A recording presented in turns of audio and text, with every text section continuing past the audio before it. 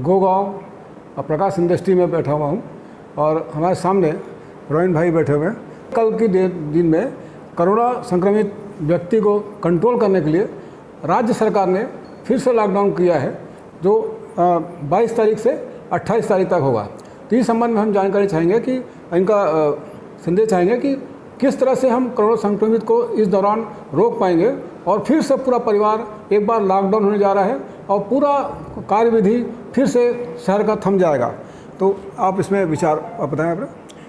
देखिए, जहाँ तक कोरोना का सवाल है तो एक तो सबसे पहले लोगों को डरना नहीं चाहिए और निश्चय ही बहुत बड़ा एक चैलेंज है और उस चैलेंज से हमको निकलना है। चूँकि ये वैश्विक महामारी है, इसमें तो सिर्फ और सिर्फ लोगों के बचाव एक ही उपाय है। इससे बचना कैसे है, क्या हमको स्टेप्स उठाने हैं।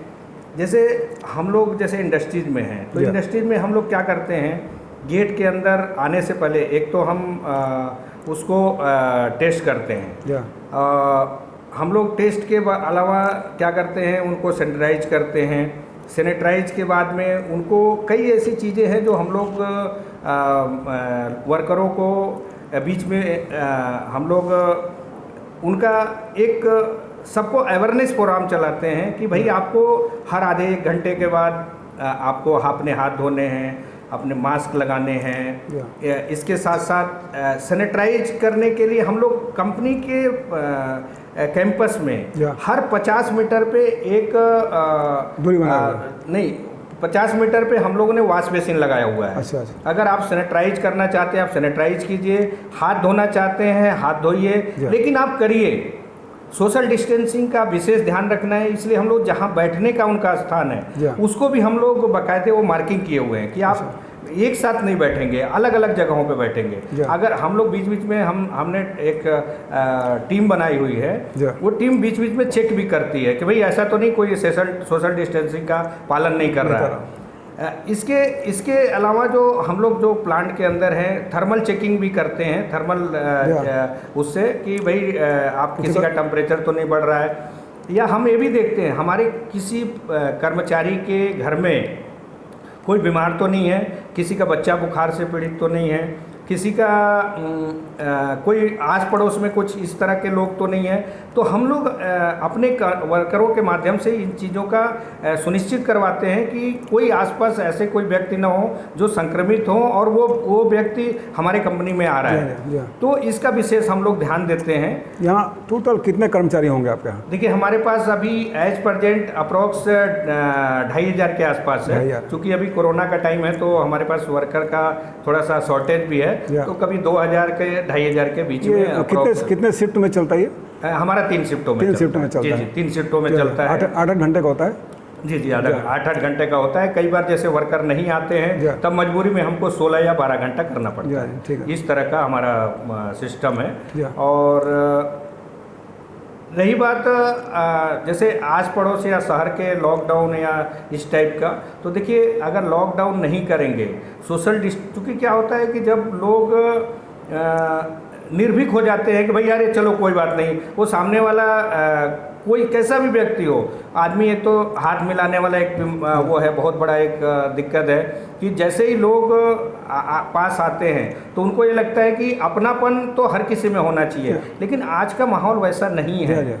आज का हम चाहे भले ही वो कितना करीबी हो, उससे हाथ मिलाने से हमको बचना चाहिए। हमको ये देखना चाहिए कि वो सामने वाला मास्क पहना है कि नहीं पहना है। और सबसे पहले एक मंत्र सबको याद रखना है और सबको ये पालन करना चाहिए कि जो व्यक्ति सामने खड़ा है एक्चुअली वो कोरोना पॉजिटिव है। अगर ये दिमाग में हमारे बैठ गया तो एक तो सबसे पहले कोरोना अपने आप भाग जाएगा। तो ये चीज़ें लोगों के जहन में आना चाहिए। और जब तक देखिए अगर मेरा जीवन है और मेरी ही चिंता नहीं है तो शायद इससे बड़ा दुर्भाग्य कुछ हो ही नहीं सकता। आप एक बात बहुत अच्छी बोल रहे हैं कि अगर सामने वाले व्यक्ति को हम कोरोना पॉजिटिव समझ के रहें तो शायद हम उससे डर के और थोड़ा दूर डिस्टेंसिंग पालन करेंगे। आज लोग अंदर में डर खत्म हो गया है और लापरवाही ज़्यादा कर रहे हैं लोग।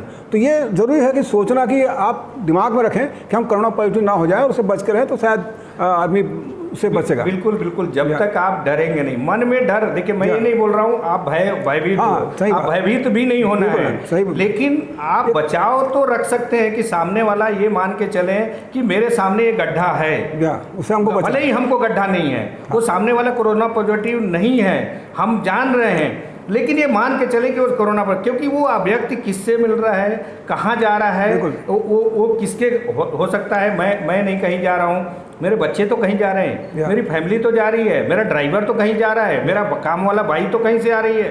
तो ये चीज़ों का हमको ध्यान रखना है कि अगर इन चीज़ों पे अगर मैं खाली कुछ नहीं, अगर इन बातों का एक ही मूल मंत्र रख ले कि सामने वाला ये हमारे लिए कहीं ना कहीं कोरोना पॉजिटिव है, अपने आप सारा चीज़ें खत्म हो जाएंगी। आप सोशल डिस्टेंसिंग का पालन कीजिए, बीच बीच में अपने हाथों को धोइए, सैनिटाइज कीजिए, मास्क पहनिए, इससे बड़ा और ये छोटा सा काम है, बस मेरे को उस चीज़ों पे ध्यान रखना है। क्या आपको नहीं लगता कि जब पहले लॉकडाउन था उसमें लोग बहुत ही संयमित हो गए थे, बस जैसे अनलॉक हुआ ये बड़े लापरवाही ढंग से और बिल्कुल ऐसे निकल गए जैसे कुछ हुआ ही नहीं है, तो शायद उसके नाम से हमारे छत्तीसगढ़ में और खासकर रायपुर में बहुत ज़्यादा कोरोना के पॉजिटिव निकले हैं, जिसके कारण ये लॉकडाउन फिर से करना पड़ा है। एक चीज़ और मैं आपसे बोलना चाहूँगा, अभी जैसे किराना दुकान जो है उसे बंद किया गया, किराना दुकान चालू नहीं रहेगा, तो काफ़ी लोगों को खाने पीने और उठने बैठने दिक्कत होती है।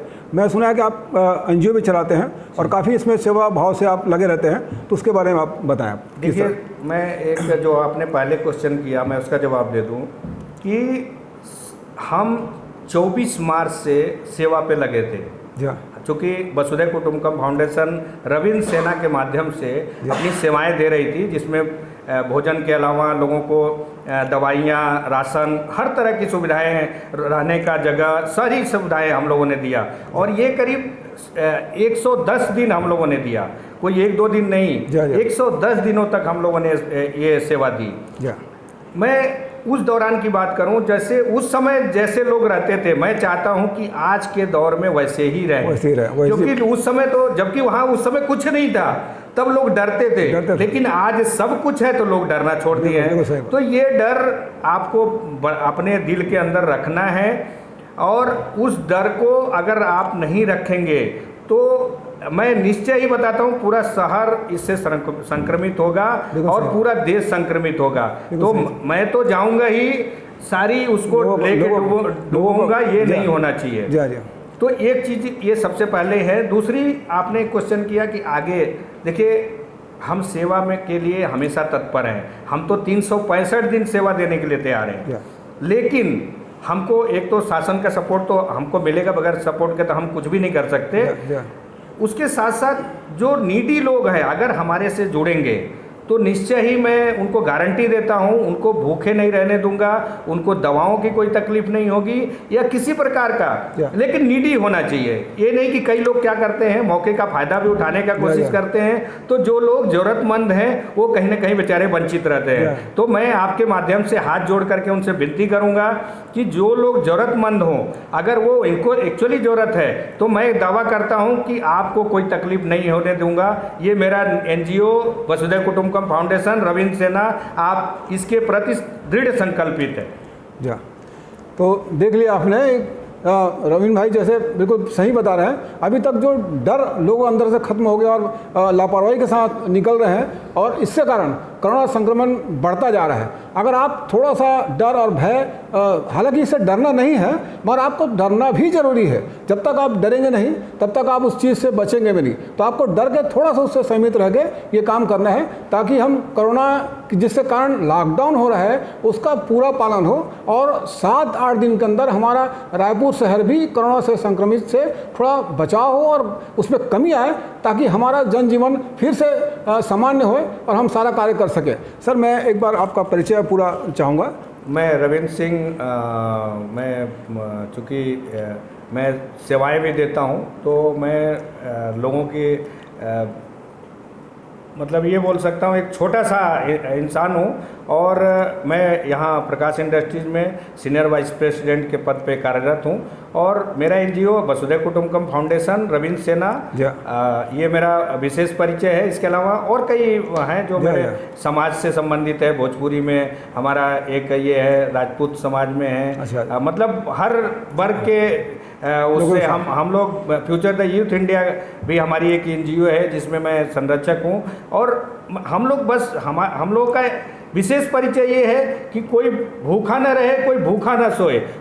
हमारे शहर में रहने वाला व्यक्ति, हमारे प्रदेश में रहने वाला व्यक्ति, हमारे देश में रहने वाला व्यक्ति किसी प्रकार से तकलीफ में ना रहे, ये मेरा विशेष परिचय। आप जैसे सेवाभावी लोगों के कारण ही काफ़ी लोगों को कोरोना काल में सहयोग मिला है, खाना मिला है, पानी और हर तरह का सुविधा उनको मिला है। और बहुत अच्छा लगा आपसे मिलकर। आप इसी तरह से लगे रहें और लोगों का सेवा करते रहें। धन्यवाद।